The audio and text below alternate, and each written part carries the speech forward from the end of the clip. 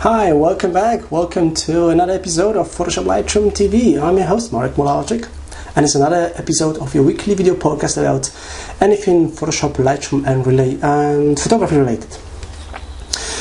Now, remember about my blog, PhotoshopLightroomBridge.co.uk. You can find all the latest information from Adobe, like for information about updates to Adobe products, especially Photoshop and Lightroom and Bridge. Also any news from Adobe, like any events, and in general about technology, as well as tutorials, Photoshop tutorials, Lightroom tutorials, and so on. So for example, this week I've been posting about updates from Adobe, when Adobe says that the future versions of Photoshop will not be supported on Windows XP anymore. So if you have Windows XP, Photoshop CS6 is the latest version of Photoshop you can run. When Photoshop CS7 comes out, it won't be supported on Windows XP.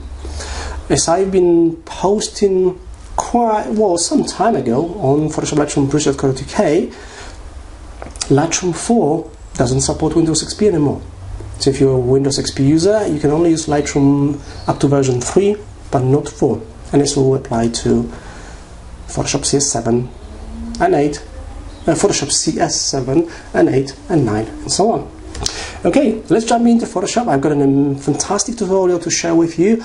I'm going to show you how to put a tattoo on the skin. And I've got another amazing Photoshop tutorial for photographers later on. So let's jump into Photoshop and let's do some tattooing on skin. So I've got this image here from Stock Exchange. First step will be to select it. So I'm going to use the Magic Wand tool.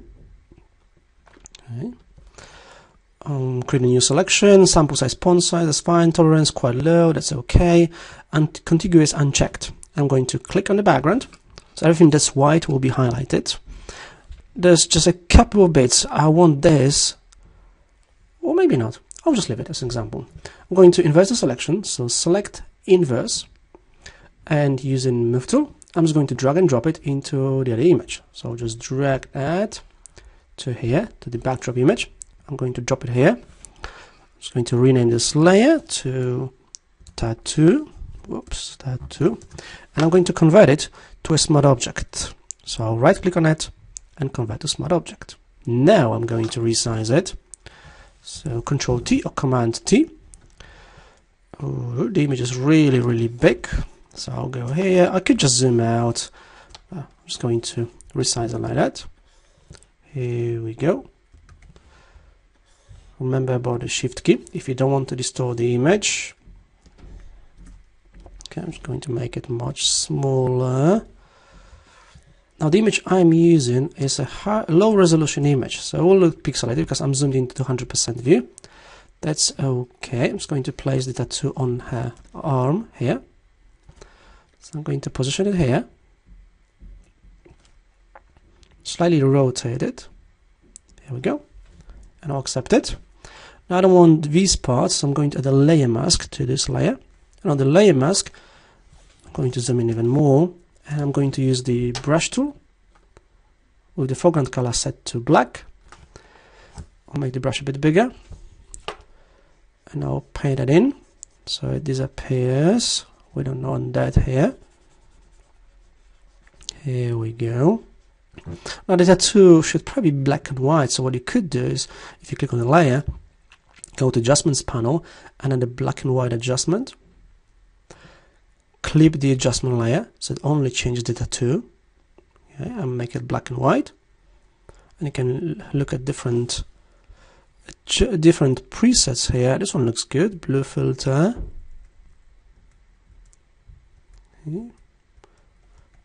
Actually like this one here. Okay, so it's black and white, the adjustment layer clipped. We'll warp this layer just a bit, so I'm back to the tattoo layer and I'm going to warp it. Edit, transform, warp. It's fine. Okay, please unlink down. Oh, layer mask. Okay, so I'm just going to unlink the layer mask and I'll warp it again. Edit, transform, warp. Okay, I'll warp it just a bit. Here we go. So it looks more like the actual tattoo, just a bit here. Here we go. You get the idea. We'll accept it. Link the layer mask again. Okay. I'll zoom out a bit. Here we go.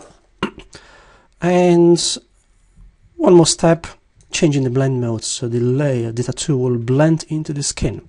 So in here, probably multiply. Interesting. Or maybe darken. I'm going to use multiply in this case, and I will lower the opacity of the layer to make it blend into the skin. Here we go. Just an interesting technique that can be used for creating tattoos on skin, as an example. Welcome back. Hello, hello. I hope you enjoyed this Photoshop tutorial on placing tattoo on the skin. If you liked it, let me know. You can find me on all social networks, Google+, Facebook, LinkedIn, Twitter, all over the world, all over the globe. I do have another Photoshop tutorial for you. This will be a tutorial for photographers. And I'm going to show you how to work with the presets in Camera Raw. Remember, the Camera Raw nowadays works not just with RAW images, but also with JPEGs. So if you still shoot JPEG, why are you still shooting JPEG? Now maybe your camera doesn't shoot RAW, but if it does, RAW is the answer. So you can use Camera Raw for RAW and JPEG, and I'm going to show you how to work with presets, how to create presets, how to apply them really quickly and easily, and so on in Photoshop, or not in Photoshop really, in Camera Raw. So I'm thinking maybe Photoshop, maybe Bridge, because Bridge comes with Camera Raw as well. We'll see, or you'll find out in just a few seconds. Go! As you may already know, Camera Raw edits not just RAW images, but also JPEGs and, well, RAW and JPEGs as well. So in this case I'm working with a RAW image, but you could easily work with JPEG. Well, I'm going to talk about the presets. First I'm going to adjust this image. Starting the Basic tab, I'm going to change the white balance, the flash. I'll reduce the tint from the image, like that. Okay. I'll increase the exposure just a bit, maybe about 1/4 of a stop or so. Okay, no contrast here. With highlights, I'll may darken them a bit, maybe, no, I'll just leave them even brighter. With shadows, I'll darken them just a bit. Whites, make them brighter, not too much. Blacks as well, and increase the clarity and a bit of a vibrance, no saturation. Excuse me. Second tab, I'll add even more texture here to the image, so I'll take the highlights and I'll make them even brighter. Similar with the lights, with darks darker and shadows darker.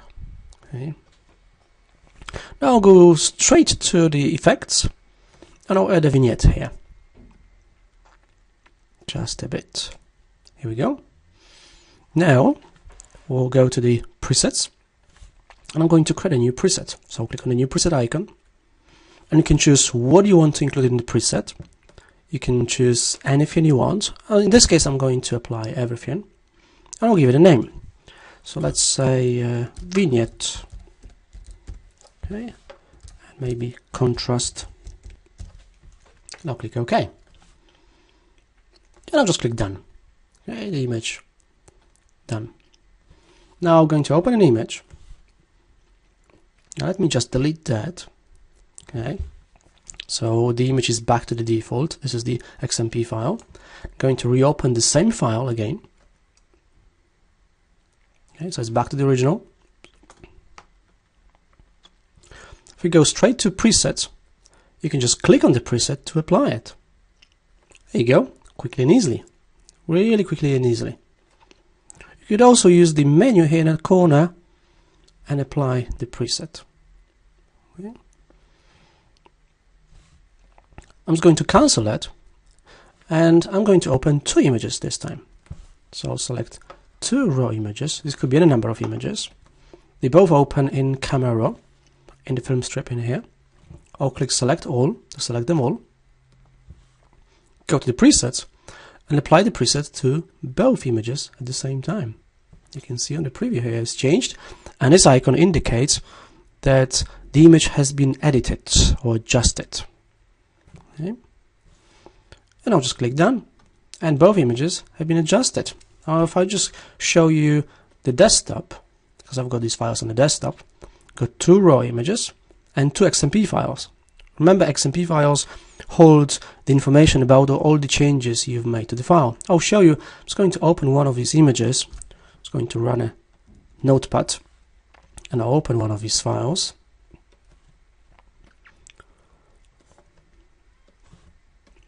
It's just a text file with all the information, metadata about the changes. Okay, just a standard XMP file that can be easily opened with any text editor. You know what? That's it for this week, I'm afraid. I hope you enjoyed it. Thank you for watching. I'm Marek Mularczyk from SAItraining.co.uk, one of the UK's leading specialists in Adobe Certified training. And I hope to see you soon. If you liked it, come to one of my social pages or come to my website and say hello. And that, or also if you're into self-development, personal development and mind power, have a look on my personal blog, marekmularczyk.com/blog. And I will see you next week. Bye bye.